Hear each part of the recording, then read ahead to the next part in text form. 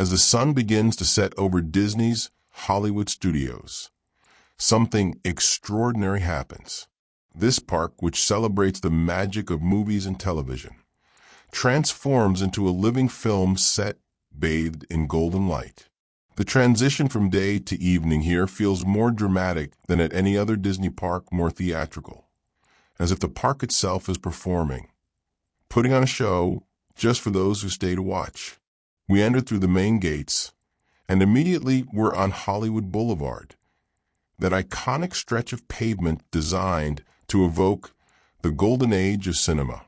The architecture here is pure 1930s and 40s Hollywood.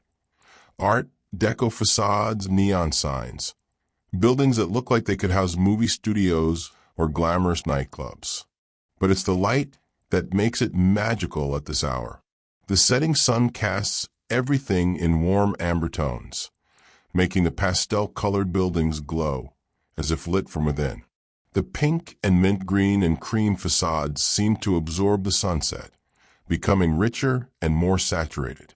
Shadows are long and dramatic, stretching across the street like they've been positioned by a cinematographer for maximum visual impact. This is the magic hour that filmmakers dream about, and we're walking through it. The street is lined with old-fashioned street lamps, replicas of the kind that would have illuminated Hollywood in its heyday. They're beginning to flicker to life now, one by one, their warm, incandescent glow mixing with the fading natural light. The combination creates a luminous quality that seems to exist between day and night, between reality and dream. Palm trees line both sides of Hollywood Boulevard, their fronds silhouetted against the orange and purple sky. They sway gently in the evening breeze, and you can hear the distinctive rustle of palm leaves, that dry, papery sound that instantly evokes Southern California.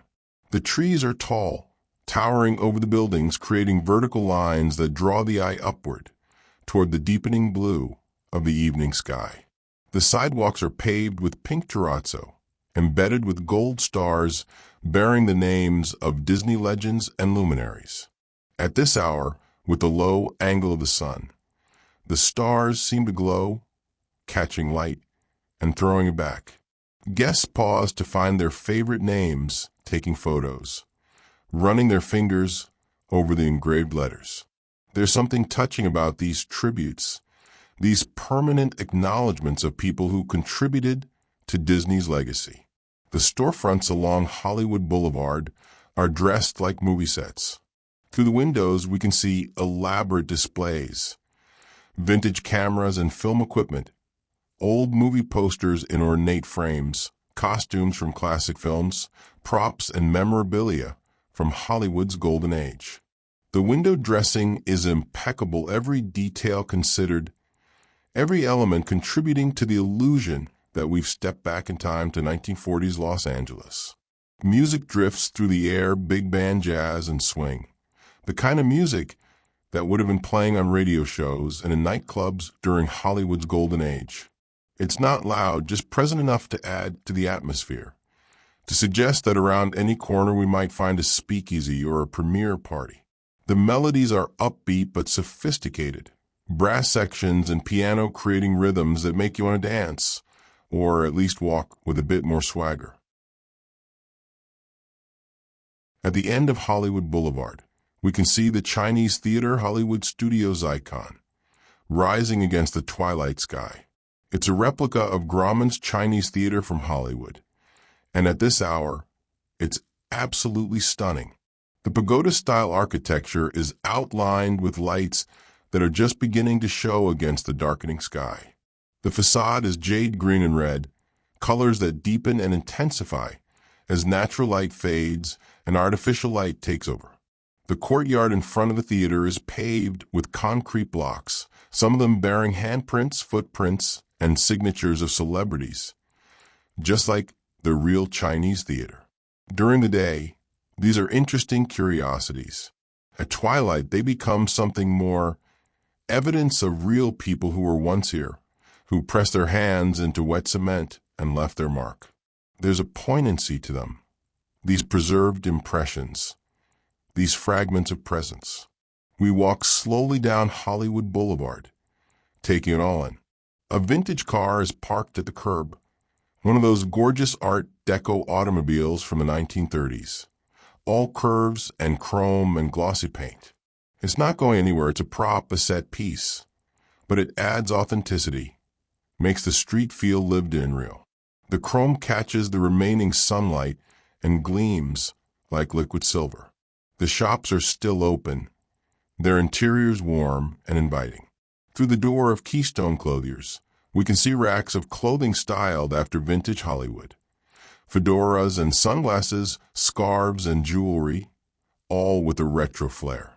The lighting inside is soft and flattering, making everything look expensive and desirable. Cast members move through the store, straightening merchandise, greeting customers, embodying a level of service that matches the glamorous setting. The smell in the air is a mixture of fresh popcorn from a nearby cart, the faint tang of chlorine from a fountain, and something harder to define.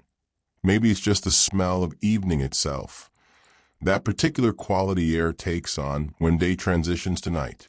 It's refreshing and clean, with just a hint of anticipation, as if the air itself knows something exciting is about to happen. A street performer appears, dressed in vintage costume, perhaps as a Hollywood starlet from the 1940s or a dashing leading man. They pose for photos with guests, their movements theatrical and precise, trained by Disney to embody a character completely. Their costume is period perfect, and their makeup is flawless even in the fading light. They banter with guests, delivering lines that sound like they came from classic Hollywood screenplays, creating moments of interaction that feel scripted but spontaneous. The sky continues to darken, moving through that magical progression from orange to pink to purple to deep blue. The first stars begin to appear, faint at first, then stronger as the sky deepens. The contrast between the darkening sky and the increasingly bright street lamps creates a stunning visual effect. This dance between natural darkness and artificial light. Neon signs are illuminating along the boulevard. A sign for a fictional radio station glows red. A marquee advertising a premiere event lights up in chasing bulbs. A diner sign flickers to life in blue and pink neon. These aren't just lights, they're storytelling devices, creating the impression of a bustling entertainment district coming alive for the evening. We pass crossroads of the world, a distinctive tower topped with a miniature globe, the structure that originally welcomed guests to Hollywood Boulevard. The globe spins slowly, and as darkness falls, it's lit from within, glowing against the night sky. There's something hypnotic about watching it rotate, this symbol of global cinema, this representation of how Hollywood's influence spread around the world. The crowd has changed with the approaching night. Families with very young children are heading toward the exits, their little ones tired from a full day. But a different crowd is arriving or staying. Teenagers and young adults excited for the evening attractions. Couples looking for a romantic nighttime experience. Disney enthusiasts who know that the park transforms after dark. Cast members are beginning to position themselves for the evening's entertainment. We see them checking equipment, adjusting barriers, coordinating through their communication devices. They move with practiced efficiency, professionals who've done this countless times, but still approach it with care and attention. They're preparing for something, setting the stage for the night's performances. At the far end of Hollywood Boulevard, the Chinese theater is fully illuminated now, its architecture picked out in perfect detail by carefully positioned lights. The courtyard before it is beginning to fill with guests, anticipation building for whatever happens next. The building looks majestic and mysterious, a temple to cinema standing watch over this boulevard of dreams. This is Hollywood Studios at the magic hour, at that perfect moment when the day's reality gives way to the night's enchantment, when the park stops being simply a theme park and becomes what it's always meant to be, a celebration of the magic of movies, of storytelling, of the way Hollywood captured imaginations and created dreams for generations of audiences around the world. From Hollywood Boulevard, we turn onto Sunset Boulevard, and the atmosphere shifts immediately. Where Hollywood Boulevard felt glamorous and inviting, Sunset Boulevard has an edge to it, a hint of danger lurking beneath the beauty. This street represents a different era of Hollywood, a slightly later period, and as night falls, it reveals its darker, more mysterious character.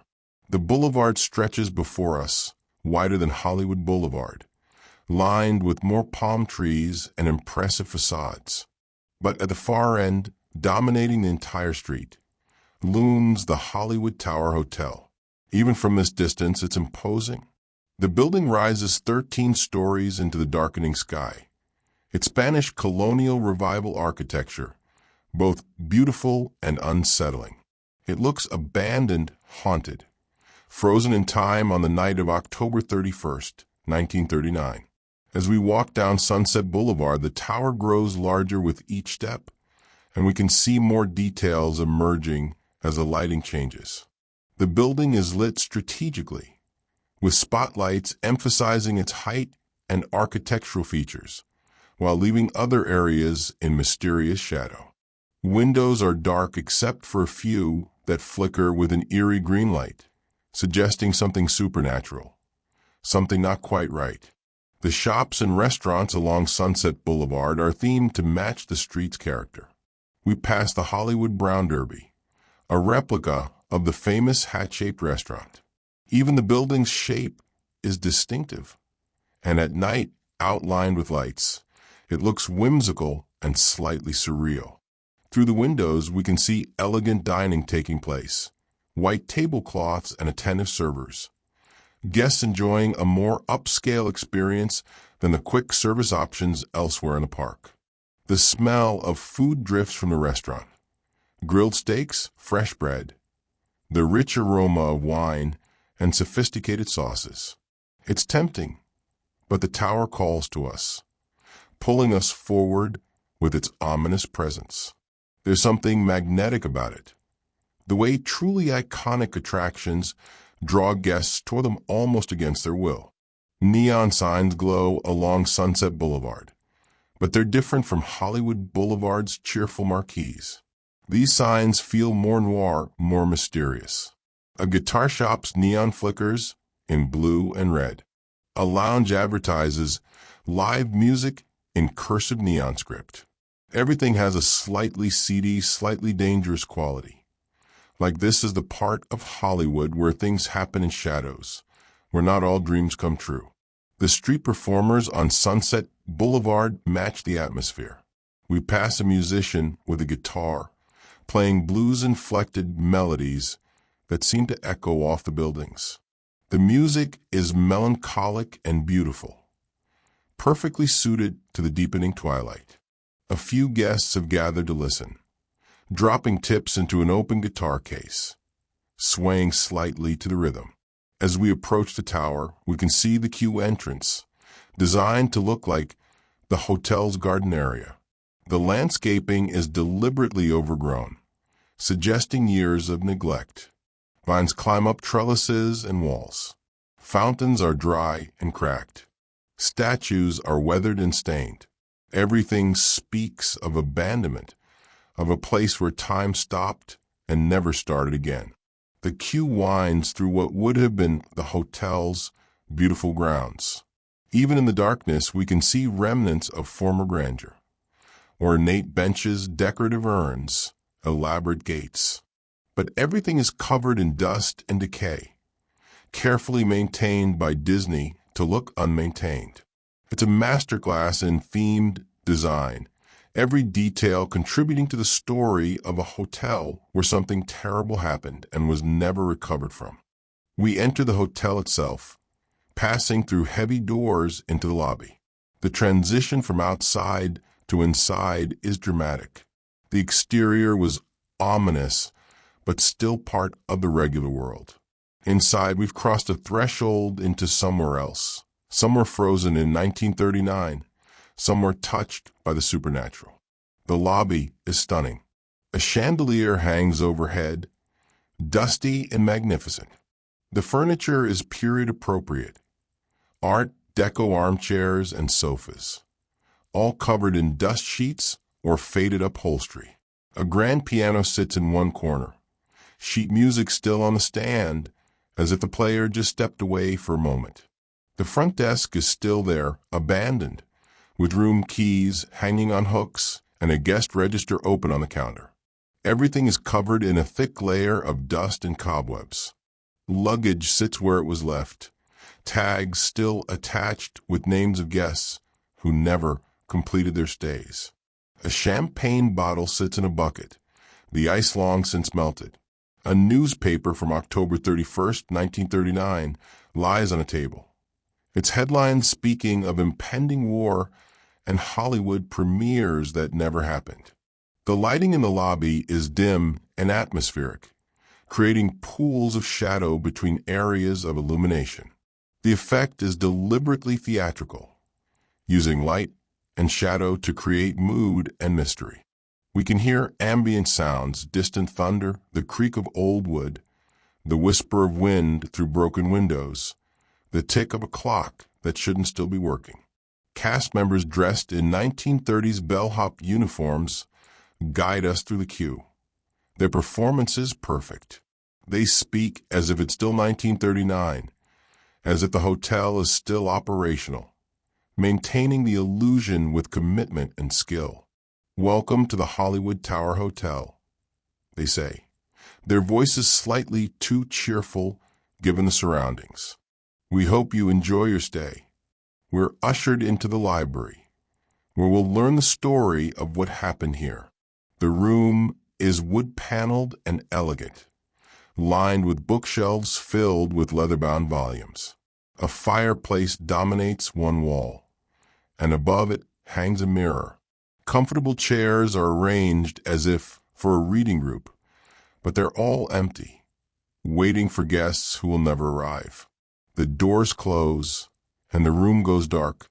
A television flickers to life, a black and white image appearing on a screen that looks impossibly old. Rod Serling appears, his voice unmistakable, his cadence perfect, as he narrates the tale of the Hollywood Tower Hotel. On Halloween night 1939, during a violent storm, lightning struck the hotel. 5 guests in an elevator, a movie star, a nanny, a child, a bellhop, and a young woman, simply vanished, along with the entire elevator car. As Serling speaks, we see footage from that night. The storm raging, the party in full swing in the hotel ballroom, the lightning strike, the screams, the elevator doors closing on the 5 doomed passengers. The mirror above the fireplace begins to glow, and in it we see ghostly images of those passengers still trapped, still waiting, beckoning to us to join them. The television crackles and goes dark. The library doors open, and we're led deeper into the hotel, through hallways lined with photographs and memorabilia from the hotel's glory days. Every photo tells a story. Celebrities who stayed here, events that were hosted, the glamour and excitement that once filled these halls.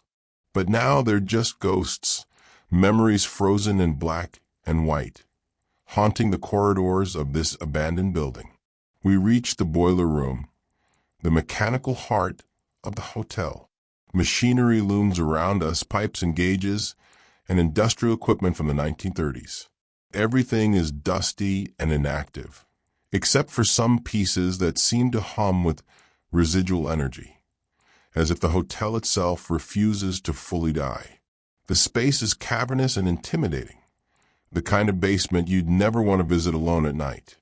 Finally, we reach the elevator loading area. Multiple elevator cars wait, their Art Deco doors gleaming despite the dust. Cast members direct us to board, and we step into the elevator, taking seats that face forward. The lap bar lowers across our legs. The doors close with a distinctive metallic clang, sealing us in. For a moment, there's nothing, just darkness and the sound of our own breathing. Then, the elevator begins to move, ascending through the shaft. We pass a window, and through it, we see the hotel corridor. The 5 ghostly guests are there, appearing and disappearing, beckoning to us. The elevator stops at their floor, and the doors open. We're looking down that corridor, and at its far end, those 5 figures stand, glowing with supernatural light. They begin to move toward us, floating rather than walking. The little girl holds her Mickey Mouse doll. The movie star's evening gown shimmers. The bellhop carries his luggage. They're getting closer, closer, and then the elevator drops. The sensation is terrifying and exhilarating.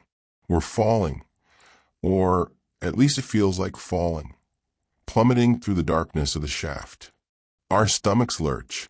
Screams fill the elevator car, our own voices joining the chorus. Just when it seems like we'll fall forever, the elevator catches, stops, then shoots upward, faster than any elevator should move. We rise through the shaft at incredible speed and then burst through the roof of the hotel, emerging into the night air. For just a second, we're suspended at the very top of the tower, 13 stories above Sunset Boulevard. The view is spectacular. We can see across the entire park the lights of Hollywood studios spread out below us like a map of dreams. The night sky is above us, stars visible between the wisps of clouds. Then we drop again and rise and drop. The sequence is relentless, thrilling, unpredictable. Each drop feels like the last one, but then we rise again, only to fall once more. The sensation is unlike anything else in any Disney park. This combination of free fall and dark ride, of storytelling and pure adrenaline. Finally, the elevator settles, returning to the loading floor. The doors open, and we stumble out on shaky legs, hearts pounding, adrenaline surging. The exit hallway is lined with photographs taken during the ride, capturing our terrified expressions at the moment of the first drop. Guests laugh at themselves and each other, reliving the experience through these frozen images of fear and excitement. We exit the Tower of Terror still buzzing with adrenaline, and just across the courtyard, we're drawn to another icon of Sunset Boulevard, Rock and Roller Coaster starring Aerosmith. The building is impossible to miss, especially at night. Its facade is designed to look like a recording studio, but it's the neon that makes it spectacular after dark. Giant electric guitars flank the entrance, outlined in brilliant neon tubes that glow in hot pink, electric blue, and vibrant purple. The neon pulses and chases, creating patterns that seem to move and dance. A massive marquee announces the attraction in bold letters that light up the night. The entire facade is a celebration of rock and roll energy, loud and unapologetic and absolutely thrilling. The music is already audible from outside, classic Aerosmith blaring from speakers. The driving beat and Steven Tyler's distinctive voice creating an atmosphere of rebellion and excitement. It's a stark contrast to the eerie supernatural feeling of the Tower of Terror, where the tower was all shadows and mystery. Rock and Roller Coaster is all light and sound and in-your-face energy. The queue winds through what's designed to look like G-Force Records, a fictional recording studio. The theming is incredible, every detail suggesting a working music production facility. Gold and platinum records line the walls, awards and accolades from Aerosmith's legendary career.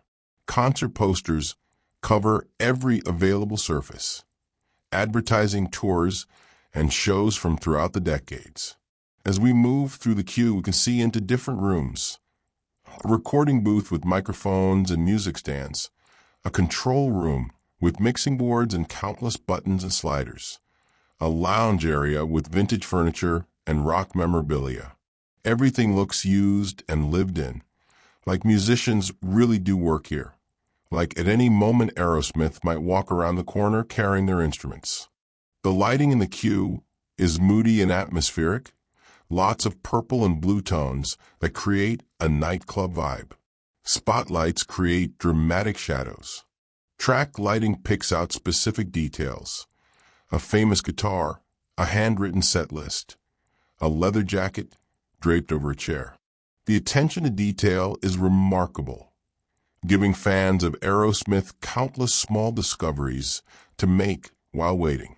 We enter the pre-show room, designed to look like a rehearsal space. Aerosmith's instruments and equipment are set up on a small stage. Drums, guitars, amplifiers, microphone stands. Everything looks ready for a performance. Then on screens mounted around the room, the band members appear, filmed in this very space. They're running late for a concert across town, they explain, but they've got backstage passes for us. Their manager protests. There's no way to get across Los Angeles in time. But Steven Tyler has an idea. They'll take their super stretch limo, the one that can go from 0 to 60 in 2.8 seconds. And they're taking us along for the ride. The energy in the pre-show is infectious. The band members banter and joke, their chemistry evident even through the video. They're genuinely funny and charismatic, and their enthusiasm is contagious. By the time the video ends and we're directed to the loading area, we're pumped up, ready to rock, caught up in excitement they've created. The loading area is designed to look like a Los Angeles back alley at night. The sky above is painted deep blue with stars. Building facades rise on either side. Windows lit to suggest apartments and businesses. Billboards advertise concerts and albums. Streetlights cast pools of illumination. It's convincing and atmospheric, making us feel like we really are in L.A., about to embark on a wild ride through city streets. The limos are sleek and stylish, stretched impossibly long, painted in bold colors with flame decals and custom artwork. Each one seats 24 passengers in rows of 2, and each one has its own sound system that will pump Aerosmith songs directly into our ears at concert-level volume. We board our limo, and the lap bar with built-in speakers lowers over our shoulders. The limo pulls forward into total darkness. For a moment, there's silence. Then the lights dim up slightly, revealing a tunnel ahead. A countdown begins. 5, 4, 3, 2, 1. The limo launches. The acceleration is instant and intense. 0 to 60 in less than 3 seconds, just like Steven Tyler promised. We're pressed back into our seats by G-force as the limo rockets forward into the darkness. And then the music starts, blasting from the speakers right next to our ears. Aerosmith at full volume, perfectly synchronized with the ride. We're racing through the darkness, but it's not empty darkness. The tunnel is alive with lights. Neon signs flash past in streaks of color. Billboards appear and disappear in milliseconds. Traffic lights glow red, yellow, green. Building facades rush by. Everything is moving so fast it blurs, becomes abstract, pure color and light and motion. The limo enters a corkscrew, rotating completely upside down while maintaining its incredible speed. The world spins around us, lights creating spirals and patterns. The music never stops. The guitar solos perfectly timed with the loops and inversions. It's disorienting and exhilarating. This combination of intense physical sensation and overwhelming audio. Highway signs appear, showing Los Angeles freeway numbers. We're on the 101, the 405, racing through the night at impossible speeds. Other vehicles are represented by streaks of light, headlights and taillights that zip past. The limo banks and turns, hugging curves that would be dangerous at normal speeds, suicidal at the velocity we're traveling. The synchronization between the music and the ride is perfect. Every guitar riff coincides with a turn. Every drum beat matches a dip or rise in the track. It's been choreographed with incredible precision, making the coaster feel like a physical manifestation of the music itself. We're not just listening to rock and roll. We're inside it, experiencing it with our entire bodies. Another inversion. This time a loop that turns us completely around. At the top, for just a fraction of a second, there's a sensation of weightlessness before gravity reasserts itself and we're plummeting down the other side. The lights at this point are intense, almost overwhelming, strobing and flashing in patterns that match the music's intensity. The limo races on and we pass through what looks like the Los Angeles cityscape. The Hollywood sign glowing on a distant hill. Palm trees silhouetted against neon. The geometric patterns of city buildings lit up against the night sky.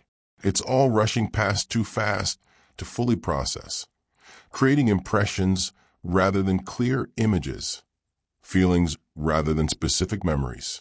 The final stretch is the most intense, a series of rapid turns and dips that have us screaming and laughing simultaneously. The music is building to its climax, all the instruments coming together. Steven Tyler's voice soaring over everything. The limo is moving faster than ever, or at least it feels that way, the lights becoming continuous streams of color. Then, as suddenly as it began, it's over. The limo slows, the music fades, and we're gliding into the unloading area. Our ears are ringing. Our hearts are racing. We're breathing hard, adrenaline flooding our systems. The transition from the intense sensory overload of the ride to the relative calm of the unloading area is jarring, like waking suddenly from a vivid dream. We exit through the gift shop, of course, passing displays of Aerosmith merchandise and ride photos, capturing our wild-eyed expressions mid-launch. Some guests are immediately getting back in line to ride again. Others are still processing what just happened, touching their hair to confirm it's still attached, laughing at how intense it was. Back outside on Sunset Boulevard, the night is fully arrived. The sky is black now, studded with stars, and the park's lights are at their most brilliant. The Tower of Terror looms at one end of the boulevard, rock and roller coasters, neon blazes at the other, and between them, Sunset Boulevard pulses with energy and life.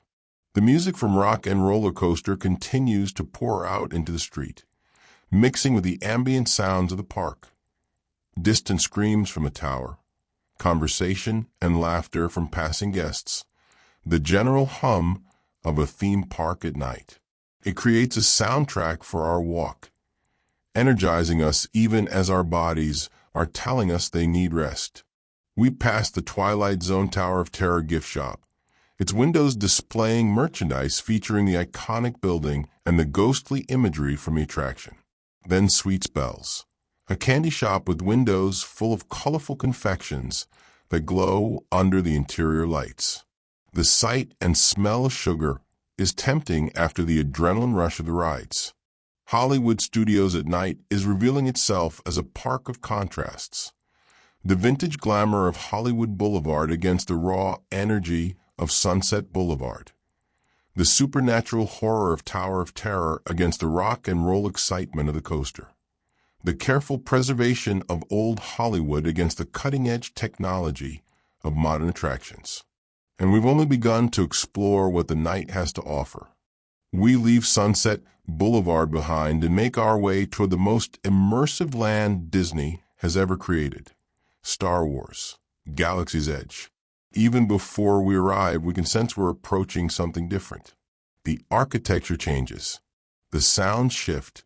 The very air seems to take on a different quality, as if we're leaving Earth behind and traveling to a galaxy far, far away.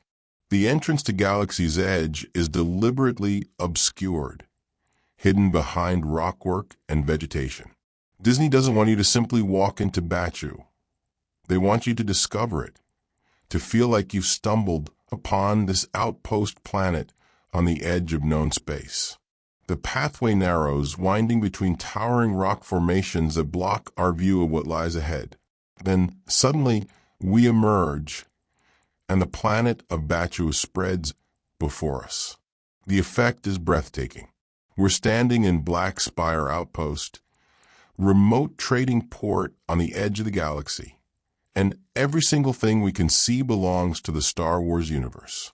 There are no visible reminders of Earth, no contemporary references, nothing that breaks the illusion. We have, in every way that matters, left our world behind. At night, Batuu is even more atmospheric than during the day. The lighting is deliberately dim, suggesting a settlement where power is at a premium, where every light source is precious and carefully placed. Lanterns hang from posts and buildings, glowing with warm amber light. Market stalls are lit from within, their wares visible but mysterious in the shadows. Windows in the buildings show interior lights, suggesting lives being lived, stories unfolding just out of sight. The architecture is unlike anything we've seen in the other parks. The buildings are constructed from materials that look ancient and weathered. Stone, metal, wood, all showing the wear of centuries. Nothing is new. Everything has a history written in rust stains, scorch marks, peeling paint, and accumulated grime. But it's all intentional, all carefully designed to suggest authenticity, to make us believe this place has existed long before we arrived and will continue long after we leave. The Millennium Falcon sits in its docking bay, and at night, it's absolutely magnificent.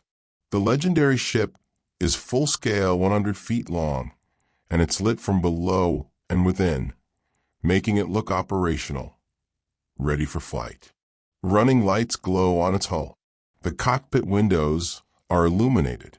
The boarding ramp is extended, inviting us aboard. Steam vents from various ports on the ship, adding to the impression that the engines are cooling or warming up, that this isn't a static display, but a living, working spacecraft. Around the Falcon, the market area is alive with activity. Merchant stalls sell exotic goods, strange fruits and vegetables from alien worlds, mysterious artifacts, handcrafted items from cultures we can only imagine. The merchants themselves are in costume, playing their roles, speaking in accents and using phrases from the Star Wars universe. They're not cast members, they're residents of Batuu, and they commit to that fiction completely. The smell in this area is distinctive and surprising. Incense burns somewhere, creating an exotic aroma. Food cooking in the market stalls adds layers. Grilled meats, unfamiliar spices, something sweet and caramelized. There's also the metallic smell of the Falcon itself, that combination of machinery and fuel and well-used equipment. Disney has even added scent to the atmosphere here, pumping aromas that suggest an alien world, making the immersion complete. We hear conversations around us, but they're not about attractions or wait times. Guests have bought into the fiction, playing along. I'm looking for passage off-world, someone says to a merchant. Have you heard from the Resistance? Another asks. Even the children seem to understand they're part of a story here, not just visiting a theme park. The sounds of Batuu at night are layered and complex. Alien languages drift from windows and doorways. Conversations in languages we don't understand but that sound authentic and lived in. Mechanical noises suggest droids moving through the settlement. Somewhere we can hear the distinctive hum of a starship engine powering up or down. Music plays, but it's not contemporary music. It's the kind of music that might be played in a cantina on an alien world, unfamiliar instruments creating unfamiliar melodies. We make our way to Millennium Falcon, Smuggler's Run, the attraction that lets guests pilot the famous ship. The queue winds through the ship's docking bay and into the vessel itself. Even waiting in line is an experience as we walk through areas of the Falcon we've seen in the movies. The cargo hold with its holographic gaming table, the corridors with their distinctive circular hallways, the engineering sections with their mysterious equipment. The pre-show takes place in the main hold of the Falcon, where Hondo Ohnaka, a pirate and smuggler, appears via hologram to brief us on our mission. His performance is entertaining and character-rich, setting up the story while building anticipation. We're going to steal coaxium, a valuable fuel source, and the Falcon is the ship that will get us there. But we'll need to work together. 2 pilots, 2 gunners, and 2 engineers, each with specific responsibilities. We're assigned our roles and directed to the cockpit of the Millennium Falcon, the most famous spacecraft in cinematic history. And we're sitting in the pilot seats, hands on the controls, looking out through the distinctive viewport at the stars beyond. The mission begins, and suddenly we're not in a theme park attraction anymore. We're piloting the Falcon through space, dodging obstacles, firing weapons, managing systems. The controls are responsive and intuitive. The visuals through the viewport are stunning.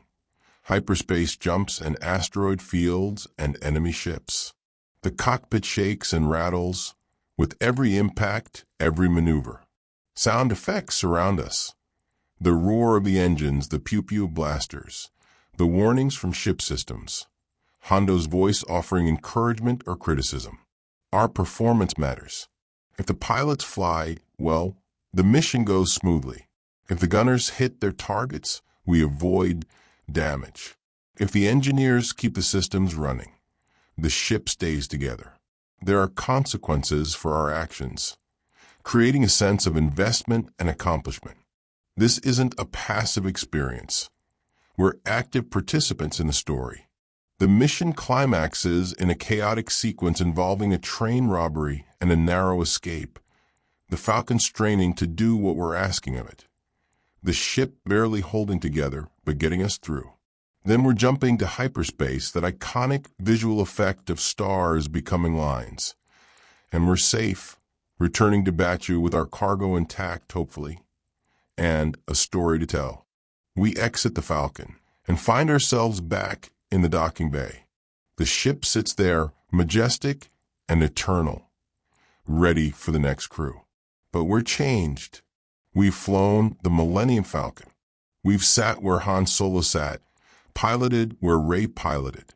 The line between fiction and reality is blurred, and for those few minutes, we really were smugglers in the Star Wars galaxy. The market is even more atmospheric now as we walk through it again. The darkness seems deeper, the lights more mysterious. We passed Okander's Den of Antiquities, a shop filled with rare and valuable items from across the Star Wars universe. Lightsabers, holocrons, statues of Jedi and Sith, ancient artifacts. Through the windows, we can see Dokonder himself, an animatronic Ithorian merchant, moving and gesturing as he deals with customers. Oga's Cantina sits at the edge of the market, its entrance guarded and exclusive.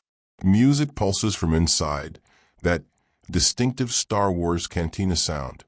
The building glows from within, suggesting a lively establishment, and occasionally the doors open, releasing a burst of sound and light and the smell of exotic drinks. It's the social hub of Black Spire Outpost, and even from outside, it radiates energy and intrigue. We pass the Resistance Forest area, where X-Wing fighters are parked among the trees, their noses pointed toward the sky, ready for launch. The fighters are lit subtly, just enough to make them visible in the darkness, their distinctive silhouettes unmistakable to any Star Wars fan. This is the secret Resistance base, hidden from the First Order, and we're standing in it, part of the rebellion whether we intended to be or not. In the distance, we can see the spires of the First Order transport, a massive shuttle that dominates the other end of Batu. It's menacing even from here, dark and angular, representing the authoritarian regime that's hunting the resistance. At night, it's lit with sharp white and red lights, creating a sense of threat of danger, reminding us that this isn't just a fun outpost, but a place where a war is being fought. The transition from the rest of Hollywood studios to Galaxy's Edge is so complete that it's almost jarring. Here, there are no references to movies as entertainment, no winking acknowledgement that this is all fiction. Instead, we're asked to fully commit to the reality of this place, to believe we're on another planet, in another time, living inside the greatest space fantasy ever created. And at night, with the careful lighting and the immersive soundscape and the committed performances of every cast member, that belief becomes surprisingly easy. At the far end of Batu, hidden within the forest area controlled by the Resistance, stands the entrance to what many consider the most technologically advanced and narratively complex attraction Disney has ever built: Star Wars: Rise of the Resistance.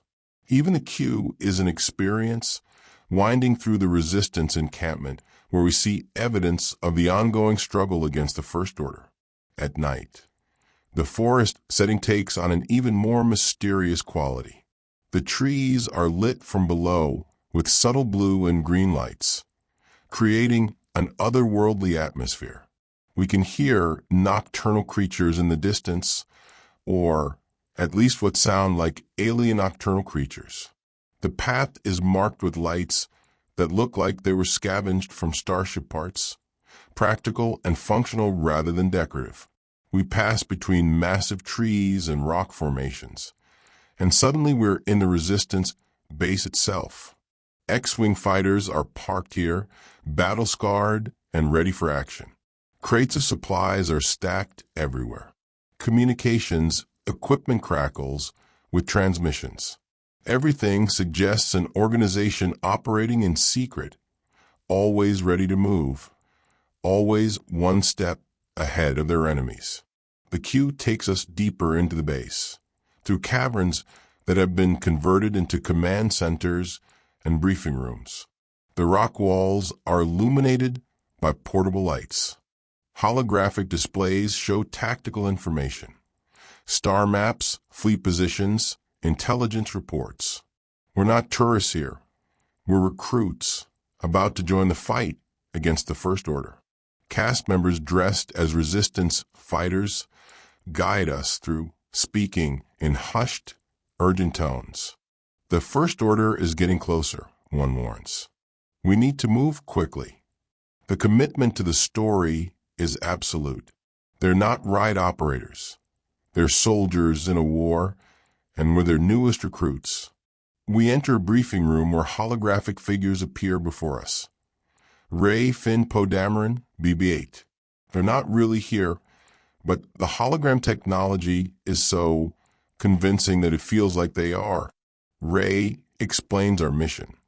We're going to rendezvous with a spy who has critical information about the First Order. Poe will transport us in a local transport ship. It should be a simple operation. But this is Star Wars, and nothing is ever simple. We're ushered into the transport, a vehicle that holds about 50 people in rows facing each other. The doors close, and the ship powers up. We can feel vibrations, hear the engines warming. Through windows in the hull, we see the forest of Batu drop away as we lift off. We're flying now, actually flying, watching the landscape recede below us. The flight is smooth at first. We're cruising above Batu, heading to the rendezvous point. Then alarms start blaring. Red lights flash. The ship shudders. Through the windows, we see it, a massive First Order Star Destroyer, filling the entire view, its hull stretching in every direction.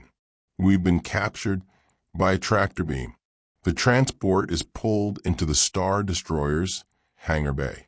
The scale is overwhelming. Through the windows, we see stormtroopers gathering, weapons ready. Officers bark orders. The ship is locked down and we're trapped. The doors open, and we're staring down the barrels of blaster rifles held by stormtroopers who are very, very real looking. We're ordered out of the transport and marched through the Star Destroyer. And this is where Rise of the Resistance reveals its true ambition. We're walking through a full-scale Star Destroyer corridor. The ceilings are towering. The hallways stretch in every direction. Stormtroopers patrol past us. Officers monitor stations. This isn't a ride vehicle on a track. This is a physical space we're moving through. And it's staggering in its authenticity and scale. We're taken to an interrogation room where we're held in groups. Through a window, we can see TIE fighters in the hangar bay. Then on a balcony above us, a figure appears. Kylo Ren. He's massive, imposing. His mask reflecting the red lights of the Star Destroyer. He speaks, his voice processed and threatening, demanding information about the Resistance base. When we don't cooperate, he raises his hand, and we feel the force. The room seems to compress. Lights flicker. Something powerful and terrifying is happening. But the Resistance hasn't abandoned us. An explosion rocks the ship. Sparks fly. Alarms blare. Finn appears on a video screen, telling us he's going to get us out. Doors open and we're directed to escape pods. But these are special escape pods. They're trackless vehicles holding groups of 8. And once we're aboard and the doors close, the Real adventure begins. The escape pod launches into the Star Destroyer, moving through corridors at incredible speed. But unlike traditional dark rides, there are no tracks. The vehicle can move in any direction. Forward, backward, sideways, spinning. It follows a programmed path, but that path takes us through chaos. We're racing through the Star Destroyer as it's under attack. Explosions erupt around us. Stormtroopers fire at us, their blaster bolts streaking through the air. We pass through a massive hangar where AT-ATs, towering 4-story tall walkers, turn their heads to track our movement. The scale is impossible, overwhelming, more ambitious than anything Disney has attempted before. Kylo Ren appears pursuing us, his lightsaber ignited, cutting through doors to reach us. He's terrifying, relentless, and he's getting closer. Our escape pod weaves through corridors, barely avoiding his attacks. Sparks shower down as his lightsaber cuts through the ceiling above us. We enter a massive chamber where a battle is raging. Resistance X-Wings are attacking the Star Destroyer from outside, their laser fire punching through the hull. Explosions create gaping holes in the walls, and through them we can see space stars, the battle happening on a galactic scale. Our escape pod is caught in crossfire, dodging debris and weapons fire. Then we're falling. The Star Destroyer is breaking apart, and we're in free fall, dropping through the collapsing structure. The sensation is visceral, terrifying. Everything is chaos. Light, sound, movement, the feeling of plummeting through space. We're going to crash. There's no way we survive this. But we do. The escape pod's emergency systems activate. We make a rough landing on Batuu, the vehicle jolting and shaking before finally settling.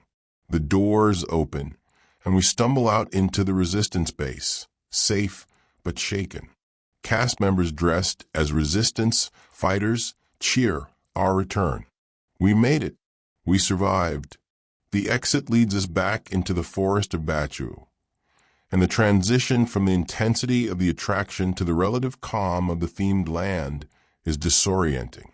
We need a moment to process what just happened, to let our heart rates return to normal, to distinguish between the fiction we just experienced and the reality we're returning to. Rise of the Resistance is more than a ride. It's a complete narrative experience that uses every tool Disney has developed. Practical sets, animatronics, projection mapping, trackless ride vehicles, motion simulation, special effects, and pure theatrical storytelling. At night, with the forest setting and the darkness adding to the atmosphere, it's even more immersive, even more effective at making us believe we're really part of the Star Wars universe. We walk back through black Spire Outpost past the market stalls, now closing for the evening, past the Millennium Falcon sitting quietly in its docking bay, past the spires and buildings of this alien world. The experience has changed us slightly. We've been on an adventure, fought in a war, escaped from evil. For those intense minutes, we weren't tourists. We were heroes. The lights of Batuu twinkle around us, lanterns and windows creating pools of warmth in the darkness. Alien music drifts from somewhere unfamiliar but no longer strange. We become, however briefly, residents of this galaxy far, far away, and carrying that feeling with us as we prepare to leave feels both satisfying and slightly melancholic. Galaxy's Edge at night is a masterpiece of themed entertainment, a place where every sight, sound, and smell works together to transport us completely. And as we make our way back toward the rest of Hollywood studios, we're already thinking about when we can return, when we can step back through that portal and become, once again, part of something larger than ourselves. We leave Galaxy's Edge behind, passing back through that transitional space where the alien world of Batuu gives way to the familiar world of Hollywood studios. The shift is gradual but profound, like waking from a vivid dream into a different, but equally beautiful reality. The sounds change first. Alien languages fade, replaced by big band music and the ambient chatter of Earth.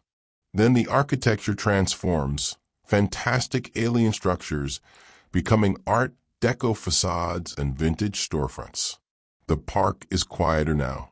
The announcement has come that Hollywood studios will be closing soon, and many guests have already made their way toward the exits.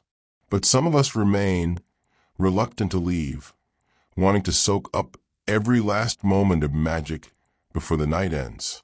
We find ourselves drawn back to Hollywood Boulevard, that elegant street that welcomed us hours ago. At this late hour, it's even more beautiful than it was at twilight. The street lamps glow warmly, creating pools of golden light on the pink terrazzo sidewalks. The palm trees sway gently in the night breeze, their fronds rustling with that distinctive sound that speaks of California dreams and Hollywood glamour. The Chinese theater stands majestically at the end of the boulevard, its facade illuminated against the dark sky. The pagoda-style architecture is picked out in perfect detail by carefully positioned lights, and the building looks both ancient and timeless, a temple to the art of cinema. For decades, this theater has been showing Mickey's filler magic, and through its doors, countless guests have experienced the magic of Disney animation brought to life in stunning dimension. We walk slowly up the boulevard, savoring these final moments. The shops are closing now, their interiors darkening as cast members secure registers and tidy displays. Through the windows of Keystone Clothiers, we can see vintage-style clothing hanging on racks, fedoras arranged on shelves, all waiting patiently for tomorrow's customers. The Mickey Mouse photo frames and Hollywood-themed souvenirs sit in neat arrangements, silent witnesses to the day's commerce. The smell of popcorn still lingers in the air, mixing with the faint scent of the evening flowers planted along the boulevard and the distinctive smell of the park itself. That combination of concrete and landscaping and air conditioning that's unique to Disney. It's a smell that triggers memories that will forever be associated with this place, this experience, this night. A few cast members stand along the boulevard, thanking guests as they pass. Thank you for visiting Hollywood Studios, they say, their voices warm despite what must be exhaustion after a long day. We hope you have a magical evening. Some guests stopped to chat with them, sharing favorite moments from their day, expressing gratitude for exceptional service. The cast members listen attentively, their smiles genuine, embodying the Disney spirit even in these final minutes. We passed the replica of the Carthay Circle Theater, the building where Snow White and the Seven Dwarfs premiered in 1937, launching Disney's animation empire. The structure is beautiful at night, its Spanish colonial revival architecture elegant and timeless. This building represents a beginning, the moment when Walt Disney proved that animation could be art, could tell meaningful stories, could move audiences to tears and laughter. The street performers have finished their final shows. A musician is packing up his guitar, carefully placing it in its case. A photographer is organizing her camera equipment, preparing to leave. These artists have helped create the atmosphere all day, adding life and spontaneity to the carefully designed environment. And now they're transitioning back to their private selves, their performances complete. Near the park entrance, we pause at the crossroads of the world structure. The tower stands elegant and distinctive, topped with its revolving globe. The globe continues to spin slowly, catching light as it turns, this symbol of Hollywood's global influence. Beneath it, the tower's Art Deco details are picked out beautifully by uplighting, creating dramatic shadows and highlighting the architectural elements. We can see Sunset Boulevard from here, stretching away in the opposite direction. The Tower of Terror still looms at its end, still lit, still maintaining its ominous presence even as the park prepares to close. The building has dominated the skyline all evening, and it continues to do so now. A reminder that Hollywood isn't just about glamour and dreams. It's also about thrills, about fear, about exploring the darker corners of imagination. The neon from Rock and Roller Coaster is still blazing, those giant guitars still outlined in brilliant color. The contrast between the vintage elegance of Hollywood Boulevard and the rock and roll energy of that attraction captures something essential about Hollywood Studios. It's a park that celebrates all aspects of entertainment, from the Golden Age classics to contemporary blockbusters, from subtle storytelling to pure adrenaline. A family walks past us, heading toward the exit. The parents are carrying sleeping children, their little faces peaceful and content. An older child walks between them, clutching a new stuffed toy and talking quietly about her favorite moments. They move slowly, tiredly, but there's satisfaction in their movements. This was a day well spent. Memories created that will last long after the exhaustion fades. The projection show on the Chinese theater has ended for the night, its final performance complete. But the building remains beautiful, noble in its silence, waiting for tomorrow when it will once again host guests seeking magic and wonder. The courtyard before it is nearly empty now, just a few scattered guests taking final photos, capturing the moment before it's gone. We turn back toward the entrance, knowing it's time to leave, but not quite ready to go. Hollywood Studios has given us so much tonight. The supernatural thrills of the Tower of Terror, the rock and roll rush of the coaster, the immersive wonder of Galaxy's Edge, the epic adventure of Rise of the Resistance. But more than specific attractions, it's given us something deeper. A reminder of why stories matter, why cinema matters, why we gather in dark theaters to watch light flickering on screens. Movies are magic. They transport us to other worlds, other times, other lives. They make us laugh and cry. They inspire us and challenge us. They show us possibilities we never imagined and truths we always knew but couldn't articulate. Hollywood Studios celebrates that magic, honors it, invites us to participate in it rather than just passively consume it. As we approach the turnstiles, we pass under the archway that marks the entrance. The world you have entered was created by the Walt Disney Company, are inscribed there. A reminder that everything we've experienced tonight was imagined, designed, and built by human beings who believed in the power of storytelling and the importance of creating joy. We passed through the turnstiles, hearing that distinctive click, feeling that subtle shift from inside to outside.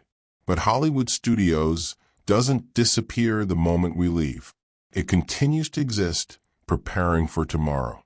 Cast members are already beginning the overnight work, cleaning, repairing, inspecting, ensuring that tomorrow's guests will experience the same magic we did tonight. The parking lot stretches before us, a sea of cars under bright lights. We walk toward our vehicle, and with each step, Hollywood Studios recedes behind us. But it never completely disappears. We can still see the Tower of Terror rising into the night sky, still visible even from here, still watching over this corner of Walt Disney World. The sky above is clear and full of stars, those real stars that inspired the fictional ones we saw on Galaxy's Edge, that have been the backdrop for countless movies, that represent the infinite possibilities of imagination. The universe is vast and mysterious, and for one evening, we explored a small corner of it through the lens of Disney storytelling. In our car, we sit for a moment before starting the engine. The night replays in our minds.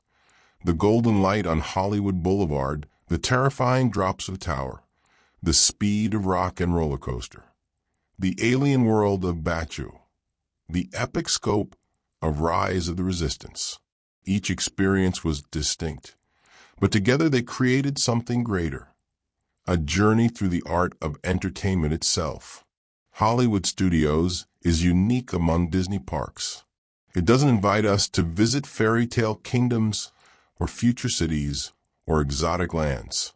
Instead, it invites us behind the scenes, shows us how magic is made, celebrates the artists and craftspeople who create the movies and shows that become part of our lives. It's a park that honors creativity, that respects the power of story, that understands that entertainment isn't frivolous. It's essential to the human experience. The engine starts, and we begin the drive out of the parking lot. In the rearview mirror, we catch glimpses of the Tower of Terror, that iconic silhouette against the night sky. It grows smaller as we drive away, but its image is already imprinted in our memory, part of the collection of images and feelings and moments that we'll carry with us. Tomorrow, Hollywood Studios will wake up. The gates will open. New guests will stream down Hollywood Boulevard, eyes wide with anticipation. The attractions will roar to life. The performers will take their places. The magic will begin again fresh and new, as it does every day. But tonight was ours. Tonight, we walked through a golden age that never quite existed, but feels real in our memories. Tonight, we faced our fears on a haunted elevator and raced through Los Angeles at impossible speeds. Tonight, we flew the Millennium Falcon and escaped from a Star Destroyer. Tonight, we were part of the story, characters in the grand narrative of Hollywood magic. And as we drive away into the Florida night, we carry that magic with us. It's in the photos on our phones, yes, but more importantly, it's in our hearts and our memories, in the stories we'll tell. We went to Hollywood Studios after dark, and we experienced not just attractions and entertainment, but something deeper. The reminder that imagination is powerful, that stories connect us, that magic is real if we're willing to believe in it. Good night, Hollywood Studios. Thank you for the thrills and the wonder, for the laughter and the awe, for showing us that we're never too old to be amazed, never too jaded to be moved by a good story well told. Thank you for keeping the magic of cinema alive, for celebrating the artists who create the movies we love, for inviting us not just to watch but to participate, to become part of the stories ourselves. The stars above guide us home, the same stars that shine over Hollywood, over Batu, over every place real and imagined where stories are told and dreams are born. And somewhere behind us, the Tower of Terror stands watch over it all, a sentinel in the night, waiting for tomorrow's guests to discover their own magic, their own stories, their own unforgettable Hollywood nights.